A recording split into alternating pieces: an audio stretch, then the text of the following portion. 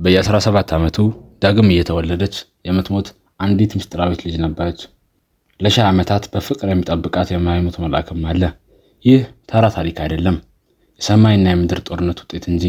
በመላእክትና በሰይጣን መካከል ጦርነት ሲነሳ ወገን አልይዝም፣ የምዋጋው ለፍቅር ብቻ ነው ብሎ ከሰማይ የተባረረ አንድ አመፀኛ መልአክ ነበረ። ሉሲንዳ ወደዚህ ልዩ ትምህርት ቤት ስትገባ የሚጠብቃት ፍቅር ብቻ አልነበረም፣ ጥንታዊ እርግማን እንጂ። በመሳም የሚመጣ ሞት። ምን የሚሉት እርግማን ነው? ያልተጠመቀችው ሉሲንዳና ምስጢራቸውን የጠበቁት ተማሪዎች ዳንኤል ለምን ይሸታታል? ካምስ ምን ይደባበቃት ነው? ዛሬ ይህ የሺህ ዓመት እርግማን ይሰበር ይሆን ወይስ ሉሲንዳ እንደተለመደው በዳንኤል እቅፍ ውስጥ ትሞታለች? እስከ መጨረሻው አብራችሁን ቆዩ።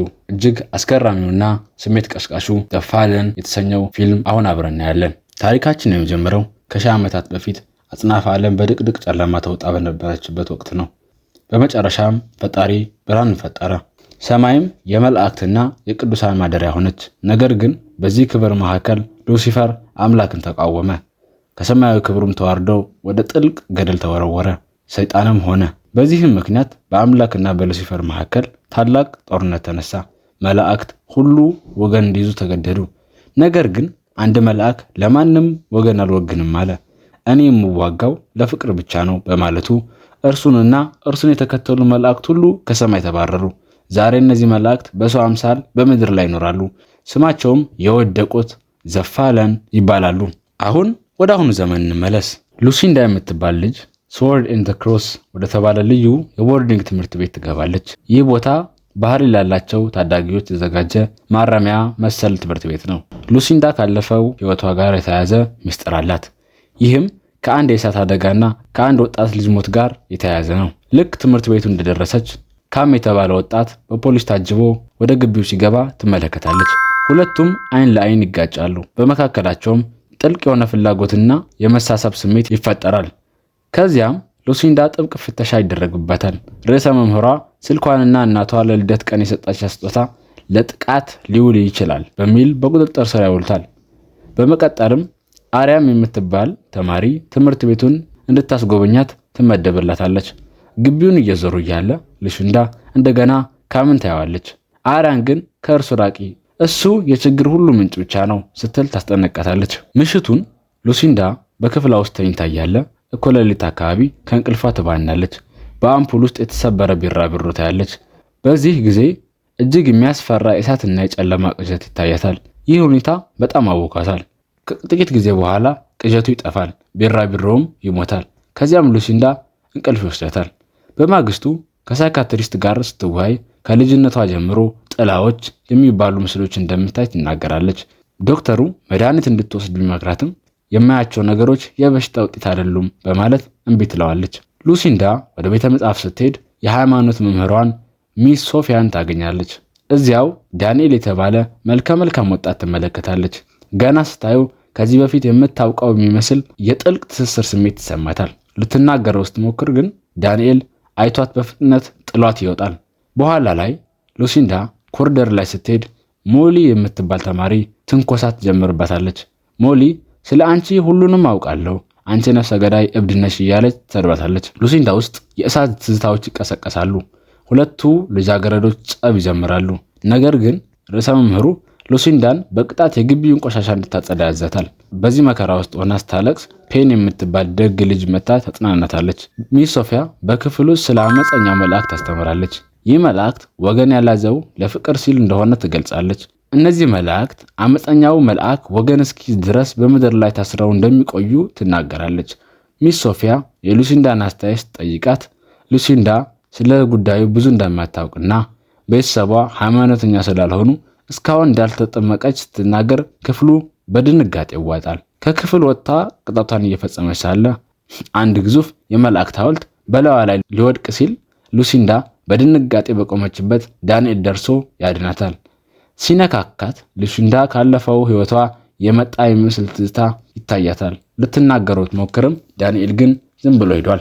በማግስቱ ጠዋት ካም በመስኮት ሉሲንዳን ሲመለከታት ሞሊ ታያለች።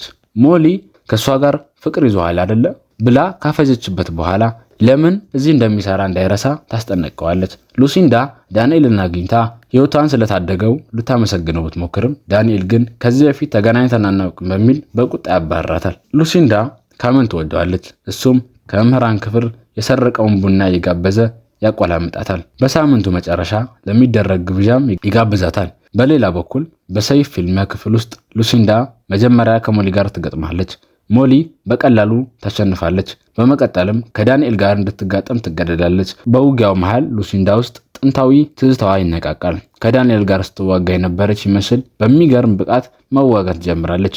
ነገር ግን አንድ ሰው በሰይፍ ሲወጋት የሚታይ ትዝታ መጥቶባት ትዘረራለች። በኋላ ላይ ፔን የትምህርት ቤቱን ፋይሎች በሚስጥር አይታ የዳንኤል የካምና የአሪያንና የሞሊ ፋይሎች ባዶ መሆናቸውን ለሉሲንዳ ትነግራታለች። እንዲያውም መምህሯ ሚስ ሶፊያም ፋይሏ ባዶ ነው። ተማሪዎች በጫካ ውስጥ ግብዣ ያደርጋሉ። ካም ሉሲንዳን ሊያሽካካት ሲሞክር ዳንኤል በቅናት ይመለከታል። ሞሊ እንደገና ሉሲንዳን ስለ ትሬቨር ሞት እየጠቀሰች ተሰቃያት። ሉሲንዳ ጥላዎችን ማየት ትጀምራለች።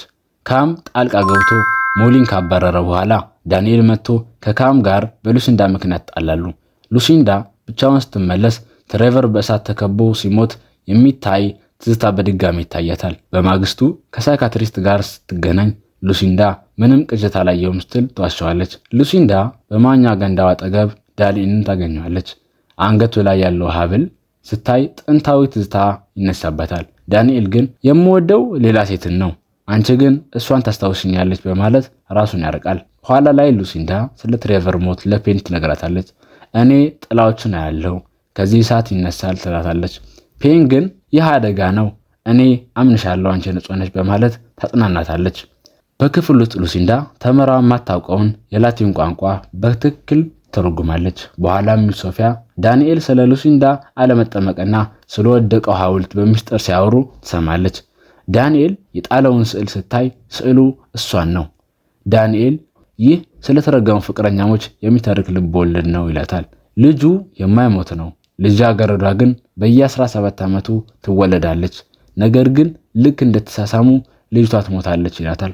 ሉሲንዳ ይህ ስለነሱ እንደሆነ ብትጠረጥርም እሱ ግን ይክዳል። በ17ኛው ዓመት ልደቷ ካም ኬክ ይዞላት ይመጣል።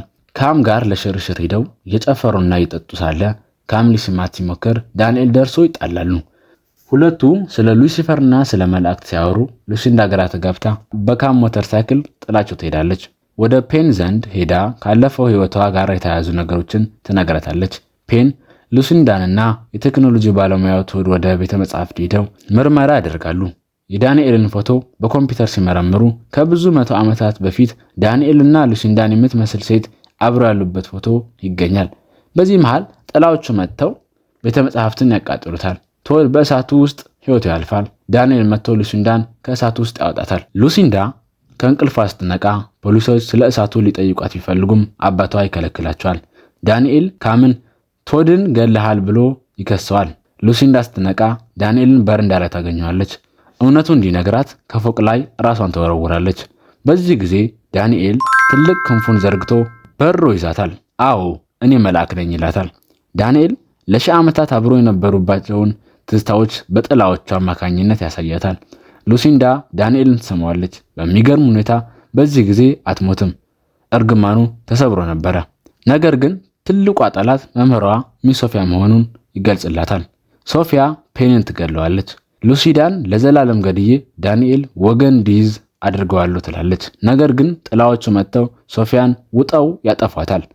ሉሲፈር ሊመጣባት ስለሚችል ዳንኤል ሉሲንዳን ይዞ ወደ ሰላማዊ ቦታ መሄድ እንዳለበት ይነግራታል። ፔንንም ሌሎች መላእክት እንደሚጠብቋት ቃል ይገባሉ። ፊልሙ ዳንኤል ሉሲንዳን አቅፎ ክንፉን ዘርግቶ ወደ ሰማይ የበረረ ሲወስዳት ይጠናቀቃል። ዛሬው ፊልማችን ይህን ይመስል ነበረ። ፊልማችንን ከወደዱት ሼር እና ሰብስክራይብ በማድረግ ቤተሰብ ይሁኑ።